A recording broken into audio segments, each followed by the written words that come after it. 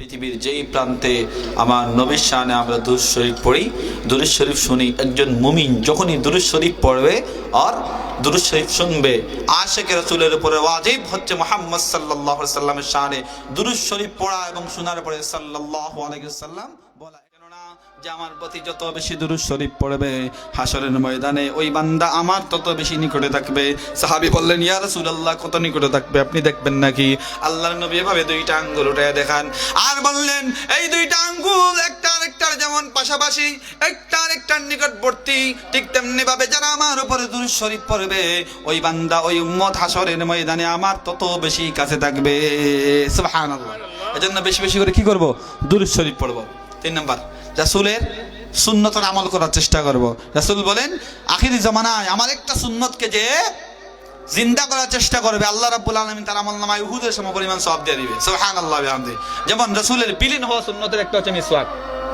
রাসূলের বিলীন হওয়া সুন্নতের মধ্যে অন্যতম একটা হচ্ছে দাড়ি। অনেকেই দাড়ি কাটে কিন্তু লম্বা লম্বা ফতোয়া দেয়, আছে না নাই?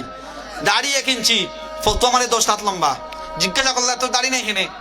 আমি একটা কলেজের লেকচারার, সেদিন আমার একজন আইসা কয়, স্যার আপনি খাট্টা চুল রাখছেন, এটা তো সুন্নতে আমিও রাখতাম। কথা বুঝছেন? আমি বললাম, খাট্টা চুল রাখবা এটা সুন্নত, ঠিক আছে মানলাম। বাবা ফজরের নামাজ পড়ছো নি? 3 বছর থেকে ফজরের নামাজ পড়ি না। পরে বললাম, যারা নামাজ পড়ে না, নামাজ ফরজ না কইরা যারা সুন্নত নিয়ে টানাটানি করে তাদের মধ্যে আর লুঙ্গি খুলে পাগড়ি বান্দার ব্যক্তিদের মধ্যে কোনো পার্থক্য?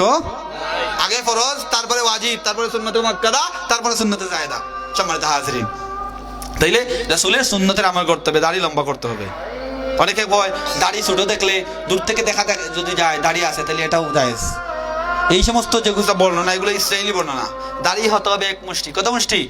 এভাবে 1 মুষ্টি হতে হবে। 1 মুষ্টির উপরে আপনি কাটতে পারবেন। এর আগে যদি কুরমারেন আর এভাবে খানসি দিয়ে কাটেন তাপাচারে আমলনামার মধ্যে গুনাহ সেম উঠবে, এতে কোনো পার্থক্য নাই। সম্মানিত হাজিরিন, এরপর হচ্ছে এমন কোনো কথা বলা যাবে না যেটা আমার রাসূলের শানে বেয়াদবি হয়।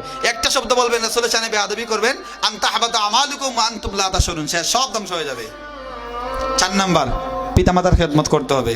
আমার রাসূল বলেছেন, রিদার রাব্বি ফি রিদাল ওয়ালিদাইন ওয়া সাখাতুর রাব্বি সাখাতুল ওয়ালিদাইন। আমরা জানি হযরত আলকামা রাদিয়াল্লাহু তাআলা আনহা মাকে কষ্ট দিয়েছিলেন, যার কারণে তার জবান বন্ধ হয়ে গিয়েছিল। মা যখন ক্ষমা করলেন তার জবান থেকে কলিমা জাহির হয়েছিল। এখান থেকে আমরা শিক্ষা নিতে পারি যারা পিতামাতার নাফরমান সন্তান এরা কখনো ঈমান নিয়ে মৃত্যুবরণ করতে পারবে না। তাহলে বেঈমান হইয়া যদি মারা যান সারা জীবন নামাজ করে হজ করে কোনো কাজে আসবে? সম্মানিত হাজিরিন, 5 নম্বর যে 5 নম্বর যে বিষয়টা, ওয়াজ অনেক শুনি আমরা, আমল করার চেষ্টা করব। আজকে এই যে কিয়ামতের ভয়াবহতা সম্পর্কে অনেক কথা বললাম, আমলনামার কথা বললাম। আমরা ডান হাতে আল্লাহ আমাদেরকে আমলনামা দিকে আমরা চাই কি চাই না? তাইলে কিয়ামতের ময়দানে 5টা উত্তর না দিলে কেউ আগাইতে পারবে না। নাম্বার 1, নামাজের কথা আল্লাহ প্রশ্ন করবে। যৌবন কিভাবে কাটাইছে আল্লাহ প্রশ্ন করবে। তাইলে আমরা যদি আর শিরক থেকে বাঁচতে পারি, রাসূলের শানে বেয়াদবিকে বাঁচতে পারি, পিতামাতার নাফরমানি থেকে বাঁচতে পারি এবং মানুষের হক নষ্ট করা থেকে যদি বাঁচতে পারি, আশা রাখতে পারি আল্লাহ আমাদেরকে মাফ করবে। কারণ আল্লাহ বলেছেন, ইন্নাল্লাহা ইয়াগফিরুয যুনুবা জামিআ, আল্লাহ সব গুনাহ মাফ করবে। ইন্নাহু হুয়াল গাফুরুর রহিম। এই 4টার মধ্যে একটা হচ্ছে আল্লাহর স্পেশাল হক শিরক, এটা আল্লাহ কখনো মাফ করবে না। আর বাকি 3টা হচ্ছে হাক্কুল ইবাদ, বান্দার হক, এটা আল্লাহ কখনো মাফ করবে না। বাকি সব গুনাহ আল্লাহ মাফ করবে। আমার নবী বলেছেন, কুল্লু বানি আদম খাত্তাউন, তোমাদের আদম সন্তানদের মধ্যে সবাই পাপী। ওয়া খায়রু উম্মতি খাত্তাউনা তাওয়াবুন, পাপীদের মধ্য থেকে তারা উত্তম, তারাই বেস্ট যারা পাপ করার পরে আল্লাহর কাছে বিনয়ী হয়ে তাওবা করে। সুবহানাল্লাহ বিহামদি। তাহলে আমরা বেশিরভাগ সময় কি করব? তাওবা করব। আস্তাগফিরুল্লাহ ইন্নাল্লাহা গাফুরুর রহিম। অনেক মহিলা কানের মধ্যে তারপর দিয়ে তওবা তওবা তওবা তওবা, এটা বিদআত, এটা কবিরা করে, এটা করা যাবে না। তাওবা হচ্ছে আস্তাগফিরুল্লাহ ইন্নাল্লাহা গাফুরুর রহিম। এরপর হচ্ছে আমরা সব সময় মিথ্যা কথা পরিহার করার চেষ্টা করব। রাসূল বলেছেন, প্রত্যেক মানুষের মূল হচ্ছে তার মা, আর সব পাপের মূল হচ্ছে মিথ্যা কথা। মিথ্যা কথা যারা ছাড়তে পারে তারা আশা রাখতে পারে আল্লাহ জান্নাত দিয়ে দিবে। মিথ্যা কথা ছাড়ার চেষ্টা পারা যাবে ইনশাআল্লাহ। প্যার হাজিরিন, আর সব সময় আমলগুলো যা করি ইখলাসের সাথে করব। 1 টাকা যদি ইখলাসের সাথে দান করেন এটা কিয়ামতের ময়দানে নাজাতের ওসিলা হয়ে যাবে। আবার কোটি টাকা দিয়েছেন কিন্তু মানুষকে দেখানোর জন্য করেছেন, কিয়ামতের ময়দানে এগুলো কাজে আসবে না। আর মানুষকে দেখানোর উদ্দেশ্যে কোনো কাজ করা, কোনো আমল করা, এটা শিরকুল আসগার বা ছোট শিরকের অন্তর্ভুক্ত। এগুলো থেকে আল্লাহ আমাদেরকে যেন বাঁচায় রাখে। আমরা সকলে বলি আমিন। প্যারে হাজিরিন, যা কথা বললাম কিয়ামতের ভয়াবহতা নিয়ে আমরা চেষ্টা করব আমাদের আমলনামা যাতে আল্লাহ আমাদেরকে ডান হাতে দেয়, এই জন্য ভালো আমল করব। উলামায়ে কেরামের সোহবতে থাকবো, উলামায়ে কেরামের সাথে বেয়াদবি করব না। কারণ উলামায়ে কেরাম হচ্ছে রাসূলের উত্তরসূরি। আল্লাহ রাব্বুল আলামিন বলেছেন, ইন্নামা ইয়াখশাল্লাহা মিন ইবাদিহিল উলামা, আল্লাহকে সবচেয়ে বেশি ভয় করে কারা? আলেমরা। সুতরাং আলেমকে যদি আপনি গালি দেন আর সে যদি আপনাকে বদুয়া দেয়, আপনার আমলনামা কাজে আসবে?